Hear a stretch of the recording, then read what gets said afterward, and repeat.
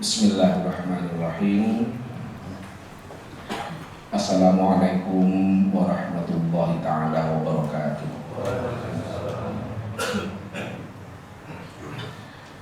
Bismillah, innalhamdulillah, wassalatu wassalamu ala rasulillah wa ala alihi wa sahbihi wa mawala.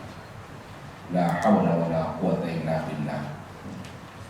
Qala Allah ta'ala fi kitabihil karim, a'udzu billahi minasyaitonir rajim. Syahrul Ramadan alladzi unzila fihi al-Qur'an hudan linnas wa bayyinatin minal huda wal furqan. Faman syahida minkum asy-syahra falyasum. Wa man kana maridan aw 'ala safarin fa'iddatum min ayyamin ukhra. Yuridullahu bikumul yusra wa la yuridu bikumul usra. Wa litukmilu iddata wa litukabbirullaha 'ala ma hadakum wa la'allakum tashkurun. Shadaqallahul 'azim. Para hadirin, para jamaah salat zuhur yang dirahmati Allah, sejenak mari kita manfaatkan waktu kita untuk bersama-sama mengkaji, memahami tentang puasa kita. Puasa yang kita lakukan di bulan Ramadan ini mungkin sudah mencapai 10 hari atau mungkin sudah 11 hari. Berarti mungkin sudah banyak kemajuan spiritual yang kita capai. Tetapi ada satu hal yang bisa menjadi sugesti positif dalam pelaksanaan ibadah puasa Ramadan, yaitu kesabaran. Ya, kesabaran. Rasulullah pernah bersabda, as-shawmu yajma'u anwa'al sabar. As-shawmu yajma'u anwa'as sabar. Bahwa puasa itu menggabungkan 3 jenis kesabaran. Yang pertama, sabar dalam menjalankan ketaatan kepada Allah. Yang kedua, sabar dalam meninggalkan maksiat. Yang ketiga, sabar dalam menerima takdir atau dalam menghadapi musibah. Para hadirin, para jamaah yang dirahmati Allah, kita selama bulan Ramadan ini melaksanakan ibadah sistemik. Saya sebut sistemik karena ada rangkaian ibadah di bulan Ramadan ini yang saling terkait.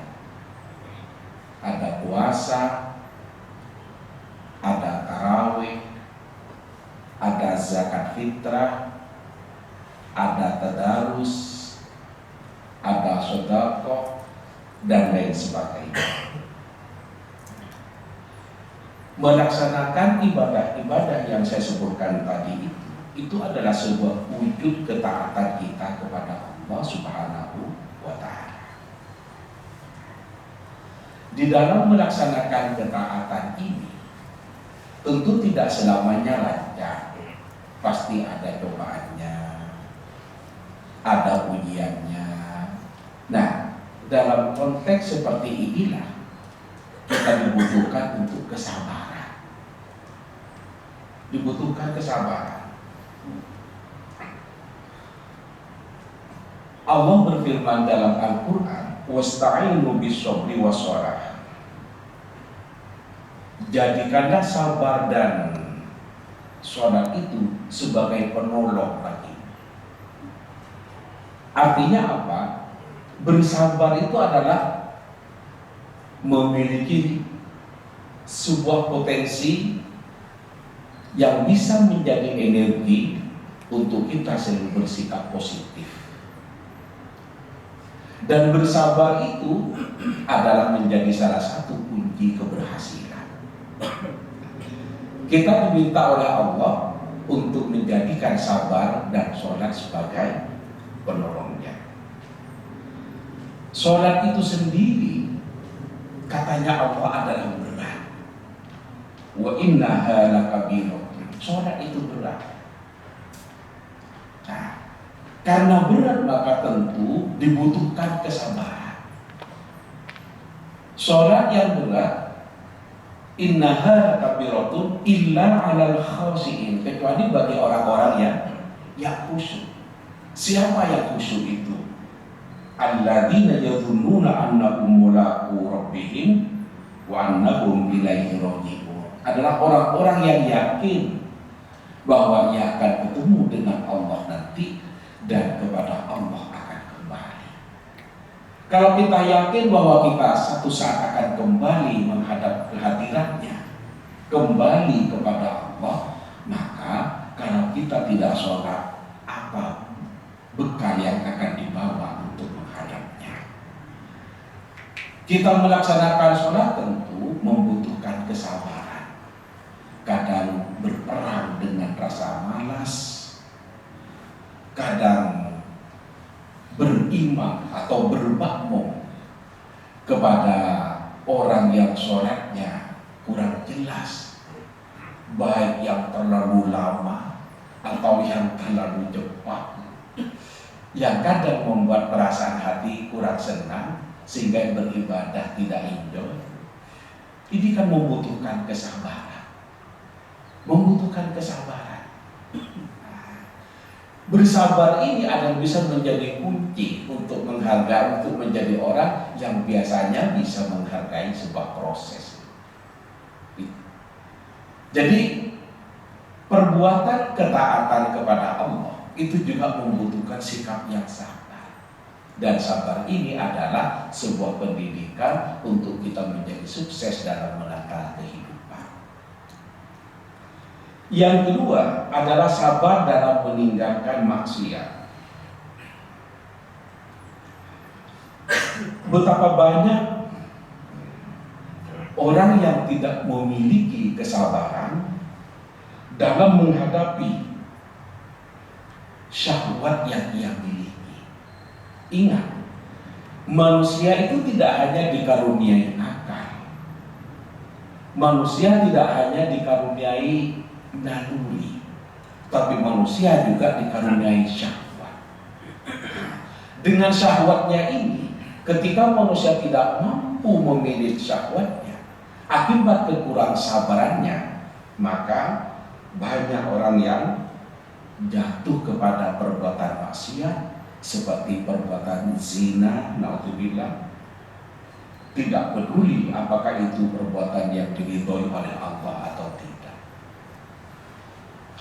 Nah, kita berpuasa tidak boleh berkumpul dengan istri pada siang hari. Itu kan sesungguhnya sudah istri kita yang halal bagi kita. Tetapi ketika kita berada di siang bulan Ramadan, kita tidak dibolehkan mengumpuli istri. Ini kan sesungguhnya adalah sebuah latihan, sebuah training untuk kita mampu mengendalikan nafsu kita. Nafsu itu adalah karunia dari Allah. Karena itu perlu disyukuri, jangan dihilangkan. Itu adalah nikmat dari Allah. Tetapi nafsu itu bila tidak diatur, tidak diminit, maka sangat mungkin manusia itu menjadi terjerumus karena tidak mampu mengendalikan hawa nafsunya. Seperti perbuatan berzina, perbuatan korupsi, dan lain sebagainya. Karena itu maka kita dibutuhkan kesabaran untuk meninggalkan maksiat dan puasa melatih itu semua. Di siang hari kita tidak boleh makan, tidak boleh minum. Padahal makanan-makanannya sendiri, minum-minumannya sendiri. Kalau kita beli pakai uangnya sendiri, tapi tidak boleh karena belum waktunya. Kapan waktunya? Nanti setelah berbuka. nanti setelah tiba waktu maghrib. Maka menahan nafsu yang seperti ini adalah sebuah latihan agar kita mampu mengendalikan hawa nafsu, dan nafsu itu adalah tidak diumbar sedemikian rupa. Ada waktunya untuk kita lakukan dan ada waktunya untuk kita kendalikan. Yang ketiga adalah sabar dalam menerima takdir, sabar dalam menerima musibah. Kalau kita mendengar di sebuah daerah atau di suatu daerah terjadi kelaparan, itu sesungguhnya adalah musibah. Ya, itu musibah. Kehausan, kelaparan, atau mungkin kelemahan, lemah akibatnya kekurangan makan. Nah, itu adalah sesungguhnya musibah.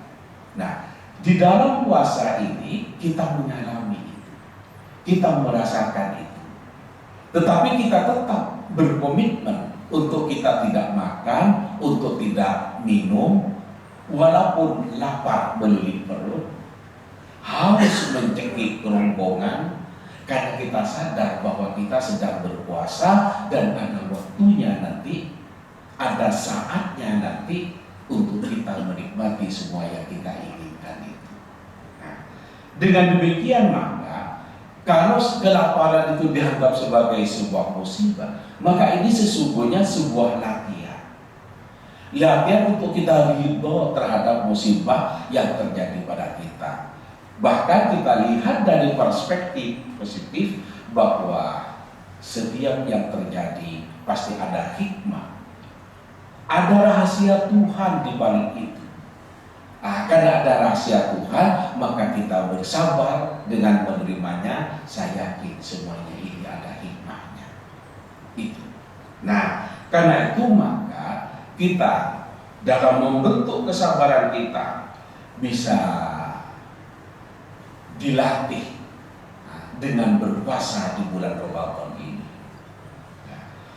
Belajar melihat sesuatu dari sisi yang lain, artinya melatih kesabaran untuk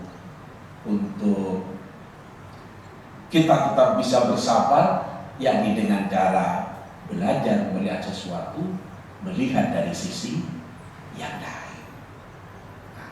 Diambil hikmahnya. Tidak hanya untuk apa kita berlapar-lapar, untuk apa kita berhaus-haus, tidak itu aja. Kita melihat dari sisi yang lain.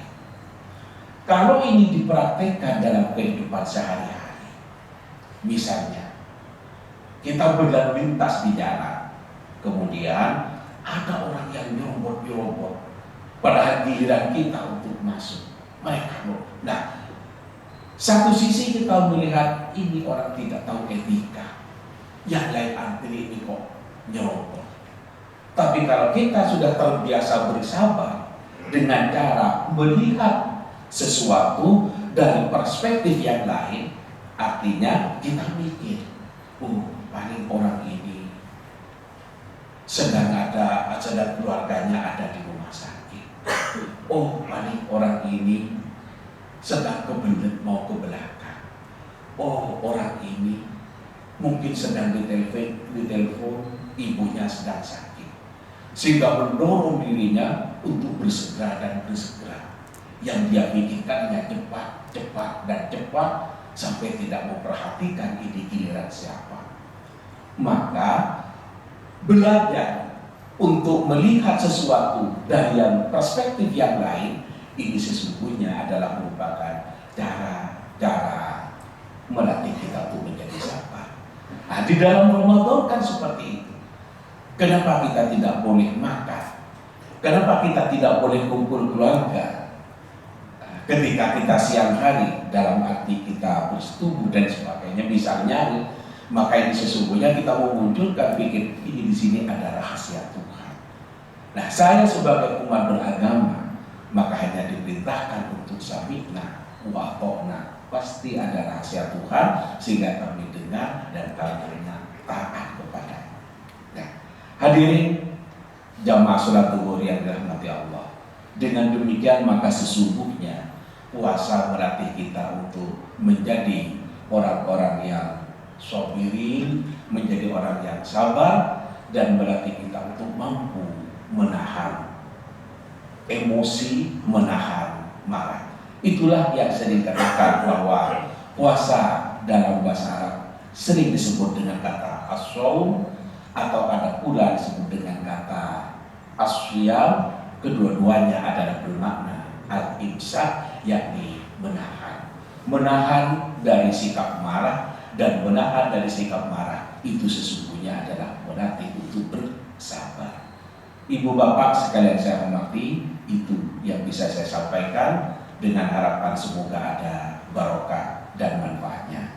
Amin, Allahumma amin. Hadanallahu wa iyyakum ajma'in ila shiratal mustaqim. Assalamualaikum warahmatullahi wabarakatuh.